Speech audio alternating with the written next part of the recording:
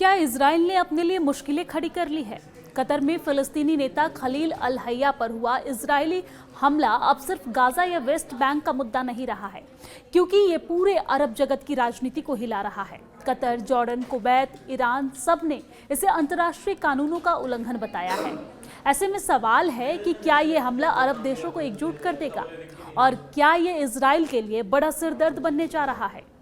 दरअसल खलील अल हय्या हमास के सीनियर नेता माने जाते हैं। कतर में उन्हें निशाना बनाना असामान्य है, क्योंकि कतर को अब तक मध्यस्थ की भूमिका में देखा जाता रहा है और यही कारण है कि अब इजराइल पर सीमा लांघने का आरोप लग रहा है। जॉर्डन और कुवैत जैसे देशों ने इसे अरब संप्रभुता पर हमला बताया है, वहीं ईरान ने इसे युद्ध अपराध कहा है। अगर कतर की बात की जाए तो कतर पहले से ही हमास और इजराइल के बीच मध्यस्थ का काम करता रहा है। अब इस हमले की वजह से इसके न्यूट्रल पोजीशन को कमजोर करता है।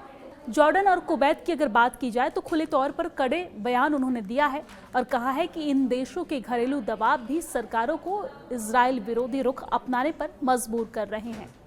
वहीं अगर ईरान की बात की जाए तो ईरान पहले से ही हमास का सपोर्टर रहा है, लेकिन अब इसे अरब सहयोग मिलते दिख रहे हैं। वहीं इन सब को देखते हुए सवाल यही है कि क्या अरब देश एकजुट मोर्चा बना पाएंगे?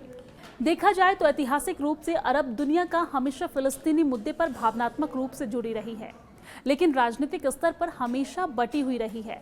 सऊदी और यूएई जैसे देश कई बार इजराइल से नजदीकी रखते रहे हैं।